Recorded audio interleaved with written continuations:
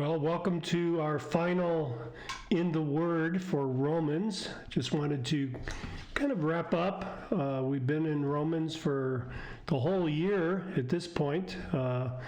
We've been through some ups and downs. I've moved and settled into a new house, and now we've got some construction going on. So we've had some delays along the way, but you've been perseverant, as I have, and made our way through this just tremendous epistle. So I just wanted to wrap it up a little bit and emphasize some things as you finish up, and I pray that you spend some time reflecting on and journaling perhaps about your impressions on the book of Romans and its significance and impact for you, not only through the year, but perhaps into the future, I pray. So I got a few notes here that I've made and just wanted to close up with. Number one, and I think the most important thing I want to communicate is that the book of Romans is really a book about grace. It's about God's grace in our lives, God's grace to us cosmically, we could say, how God's plan of grace has been going on from before creation to it's going to go on into the new heavens, into the new earth. So God's grace is kind of the thread that holds the universe together, and it's the thread that holds the book of Romans together as well. It begins, as I've said several times, with a message about grace right at the beginning. Chapters 1 through 4 tells us clearly about our need for grace. You just grab my notes here as I look at this. Makes clear our need for grace, our utter fallenness, the sinfulness that just envelops us individually and works itself out into our culture that we live in, and really emphasizes the impossibility of any sort of self-redemption.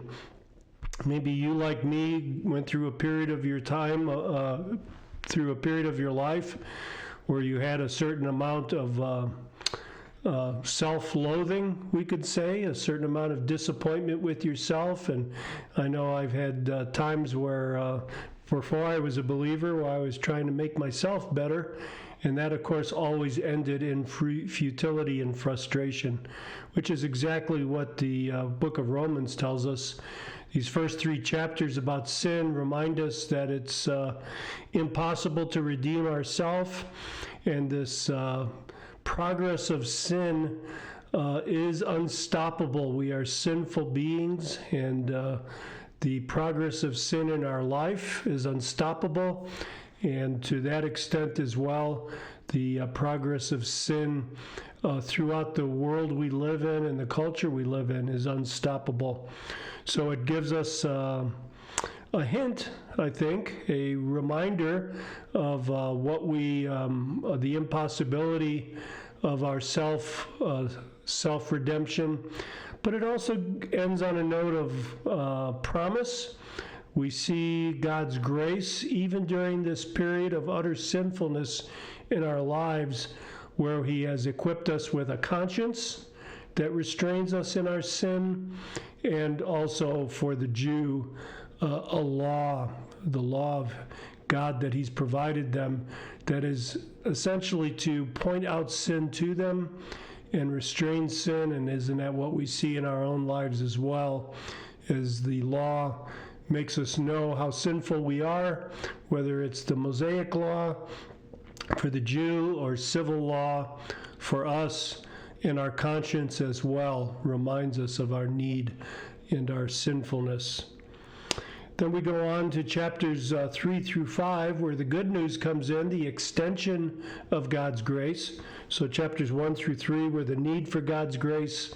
3 through 5 are the extension of God's grace, and really God's intervention into history at the cross of Calvary, and His intervention, of course, into our lives. He provides us the salvation, He provides us the redemption that we can't find on our own, that we can't create on our own, but he gives us that salvation that we need. And how does he do that? In the most startling way, he sacrifices his own son as a sacrifice for sin to satisfy his own wrath. In other words, God saves us from God's wrath through the sacrifice of Jesus, his son. Jesus sheds his blood, it makes clear in those verses, in that section, for us, on our behalf. He is our substitute. His resurrection proves sin had no hold on him. He had no sin to atone for himself, but rather he atoned for our sin at the cross. And God, again, extending grace to us, makes that atonement possible simply by faith. This is the wonder of grace.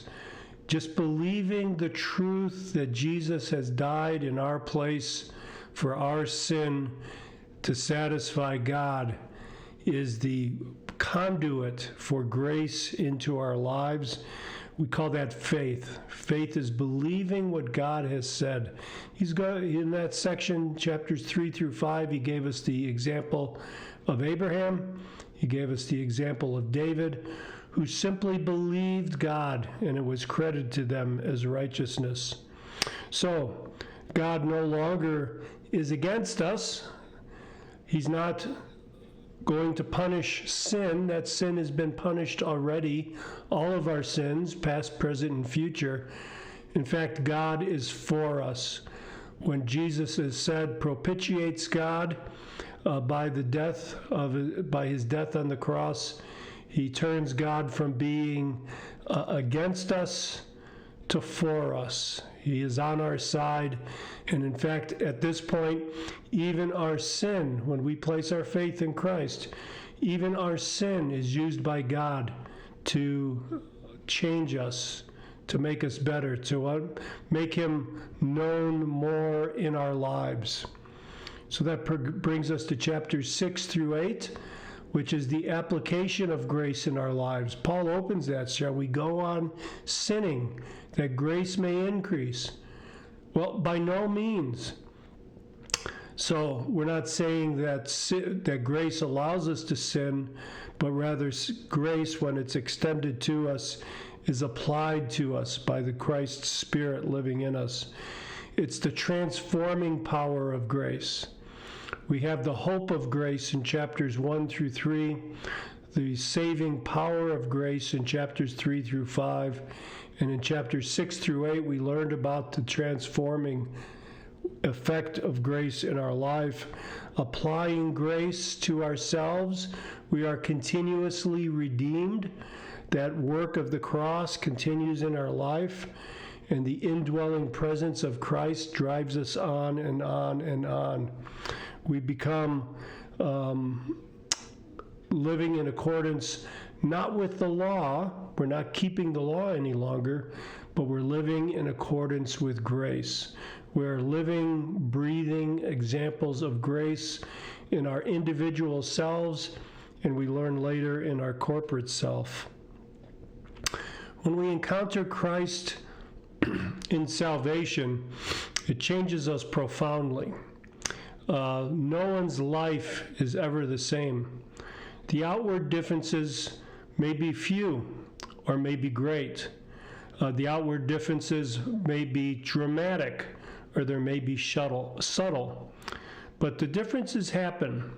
And I pray, brothers and sisters, that you are embracing that application of grace in your life, that you are pursuing, or as Paul says when he comes to Romans, offer your body as a living sacrifice. But before he comes there, he tells us about the sovereignty of grace. So Romans told us about the need for grace in chapters 1 through 3, the extension of grace to us in chapters 3 through 5, then the application of grace in our life in chapters 6 through 8, and now the sovereignty of grace in chapters 9 to 11. Grace in these chapters is extended to disobedient Israel, just like it was extended to disobedient Gentiles earlier. And that grace to the Jews will be extended at just the right time, when the full number of Gentiles have come into the church. And isn't that what we've already experienced? That the message of salvation, the offer of salvation has come into our lives at just the right time. We see this same grace that we've experienced in the gospel, you and I, extended to Israel. And this is going to be the proof of God's wisdom, the proof of God's power, the proof of the extent of God's grace. Paul closes it by saying, to him, from him, and to him, and through him are all things. When we see God's sovereign grace extended to the nation of Israel in the last times, then we know that God's grace is extensive and abounding, that we know that there is a grace that is beyond comprehension, and that we can only bow our knee and bend our knee to the Lord and thank him for his grace that he extends to us. Then we see in chapters 12 through 16, the rest of the book, grace put on display. It's put on display in the church as we are equipped in the church, given gifts to not only edify one another and build one another up, but also to show to the world what a grace-based community looks like. We have grace within and among the saved. It's working, it's operating, it's being put on display.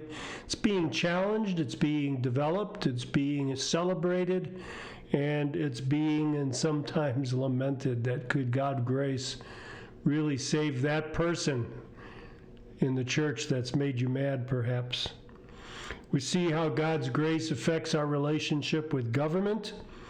We see how his grace affects us in sometimes what could be difficult relationships within and outside the church. And we see how that grace builds and spreads the church, how that empowers us. And we saw that at the end of the book of Romans, where we saw so many people, 36 by my count, people that were greeted by Paul, acknowledged by him, Jews and Gentiles, men and women, all who were joined together by grace in this great mission to spread that grace throughout the world. So, just to sum up then, we know grace through Christ. He is the display of grace, his sacrifice, his death on the cross, his life in us, his empowerment of the body, the spreading of the message. It's all about Jesus. I pray that this time through the book of Romans has highlighted your appreciation of Jesus, that we experience God through the grace of salvation. We experience God through the grace of sanctification every day in our life. We're challenged by the book, I think. I hope we are, to live out this grace. And not only to live that out, but to enjoy his grace, to really relish in the grace that he extends to us. So brothers and sisters, I hope as you walk away from this book, you are overwhelmed with this sense of God's grace that we learned about, and to the point where you want to tell other people about it. So that's my summary. That's my conclusion of the book of Romans. You may be wondering, I hope you're wondering, what about next year? What are we going to do? Well, I think after some prayer and reflection and feedback from all of you, we're going to tackle the book of Hebrews,